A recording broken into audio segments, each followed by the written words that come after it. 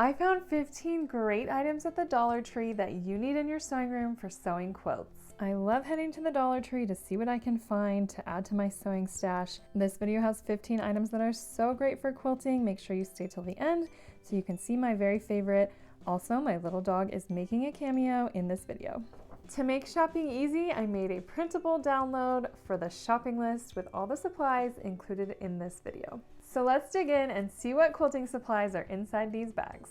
Before we get started, I want to tell you about my new bundle, the Quilt Creators Bundle. This is a bundle that includes 2 video courses, a set of printable quilt cheat sheets, and a quilt planner pack.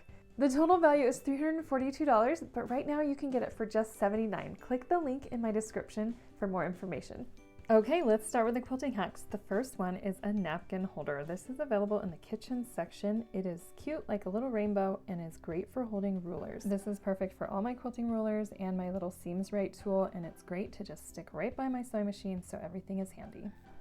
Next, we're heading to the organization section. I found these mini little drawers that have pull-out drawers. They are so cute.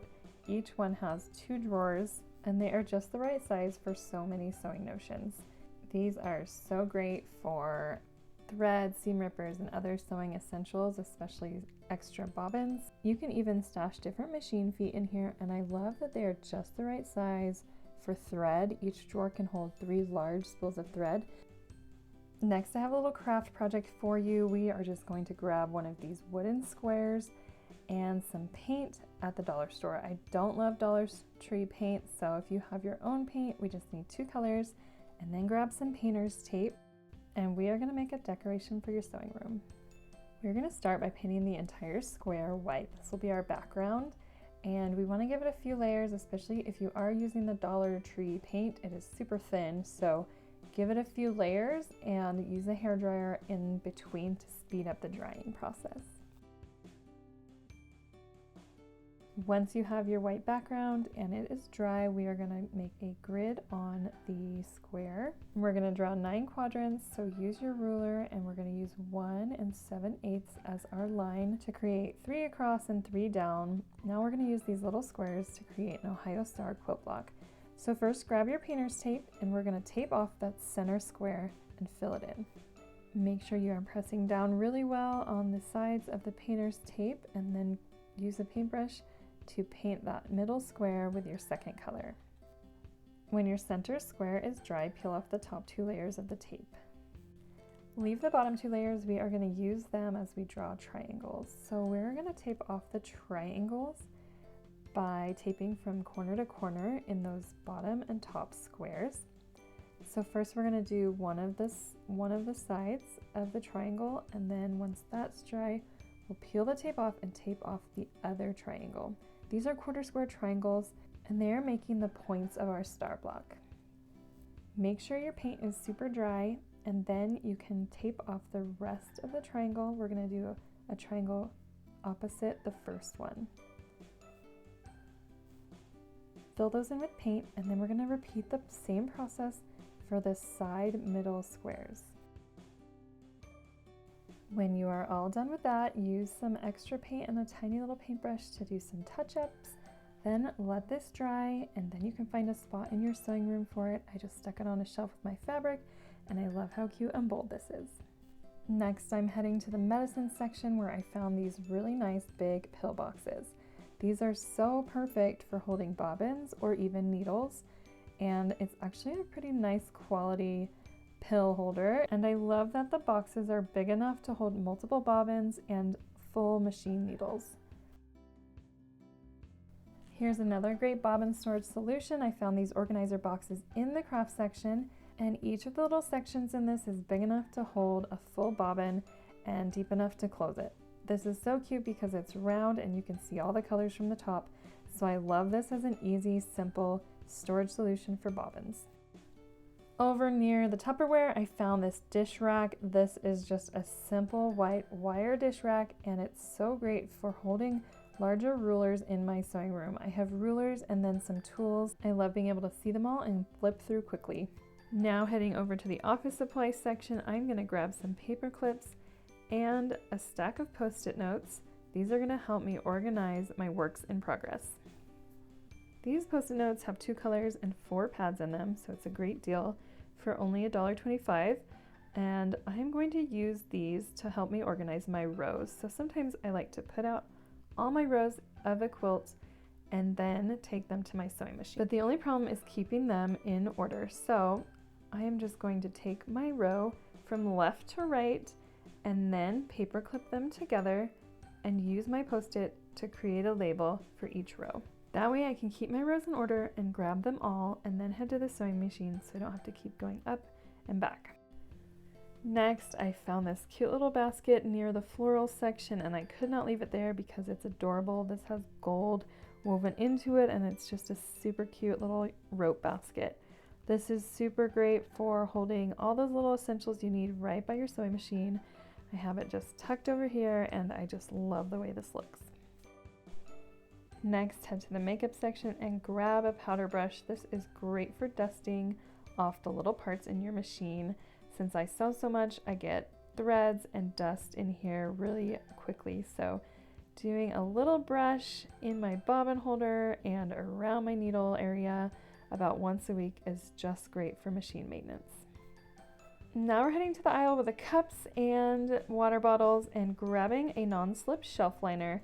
These are obviously made for lining shelves, but I'm going to put a little piece under my sewing machine pedal to keep it from slipping on my floor. Just cut out a little piece, you'll have plenty extra, and this is a great way to keep your pedal from sliding. I was so excited to find mason jars at the dollar store. $1.25 is a great price for a mason jar, and I'm going to show you how to make this mason jar into a sewing kit. So grab a mason jar, grab a fat quarter of fabric, or just use a scrap from your stash. We're also going to use a sewing kit. You can find these at the front of the store or in the craft section. The template for this project is available in the link in the description. I love little sewing kits so much, but usually the boxes they come in are really flimsy and you know they won't last. So in this project, I'm going to show you how to make a sewing kit with a mason jar, and we're going to just dump all these cool things that are in the kit inside the mason jar. The top is going to be a pincushion too. So this sewing kit is only $1.25. It has mini scissors, needles, thread, and even more. It has everything you need to go in a sewing kit. We're going to use the small template for this since it's not a wide mouth mason jar, and here's how we're going to do it. First, fuse interfacing to the back of your fabric, and then we're going to cut out one layer from the template. Sew around the circle about 1/4 inch from the edge with a base stitch, and then grab your lid to your mason jar and pull those stitches around until the size of the fabric matches the size of the metal. Use a glue gun to carefully glue that on to the metal lid.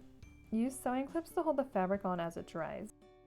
Keep gluing until you get close to where you started, but leave an opening for stuffing. Grab some fiber fill stuffing and stuff this pincushion to your liking. Once it's done, glue the remaining piece of fabric on there to hold all that stuffing in.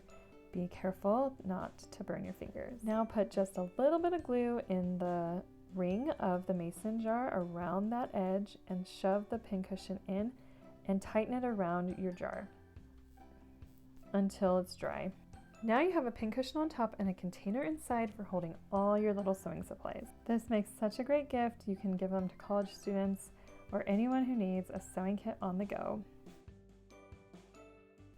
Next, head to the container section. This is at the back of my store and it always has a ton of baskets. I never have enough places to put my works in progress, and so these project bins are perfect. They also have these smaller ones that come in 3 packs for only $1.25, and there's like a rectangle and then a long rectangle. So I love to have a big one to hold my fabric and then a smaller one to hold any notions or extra supplies that go in. You can even put quilting rulers that you know you're going to use, safety pins, your fabric pull, or just fabrics that you're collecting for a quilt project. These bins are such a great price, and I also love that you can kind of stack them up. So if you're short on space, these are a great way to hold different works in progress. You keep everything organized with all the supplies you need so you're always ready to go. I don't do a lot of yarn crafts, but I always love looking at yarn and feeling it. I love this color that I found in the craft section for just $1.25, and these are great for yarn tied quilts. Yarn tying quilts is a really old method of finishing your quilt to make sure the layers all stick together, and all you need is a skein of yarn and a yarn needle to create this cute yarn tied technique. I love to do this for little projects like baby quilts or even a little Barbie quilt. This swimsuit Barbie is freezing, so I made her a little quilt, and my girls are obsessed with it. This only took me about 10 minutes, including tying all that yarn. This next project is probably the most genius one. Grab some pool noodles if they are in season at your store. My dog got a hold of these and chewed them all up, but I forgive her because she's adorable. And they still work even though they're chewed up. So this is a great way to store quilts. When you fold your quilts and store them for long periods of time, they are going to have really massive creases. This will cause your quilt to wear unevenly and is not the best way to preserve the quality of your quilt. So instead, grab a pool noodle or two if your quilt is long and roll it up on the noodle. Then you can use the noodle to hold it with a few pins. Just stick the pins right through all those layers. This is a crease-free way to store your quilts until you're ready to give them to somebody or pull them out for use. This could be a great way to store seasonal quilts that you only use at certain seasons of the year. And finally, here is my last quilting hack from the Dollar Tree. Grab a flannel-backed tablecloth and some push pins. This is going to create an awesome design wall for quilting. So just use your pins to hang this up somewhere in your sewing space or in your home, and the felt acts like a felt board to the fabric, sticking it on without using any adhesives. So you can put your blocks where you think you want them and change it around until you have the perfect design without harming the fabric. And this is so fun to visualize your quilt, especially if you're using a bunch of quilt blocks and you want to know where you should put them on your quilt. Just use this design wall to get it all figured out. Thanks for watching. For more Dollar Tree hacks, click the video above.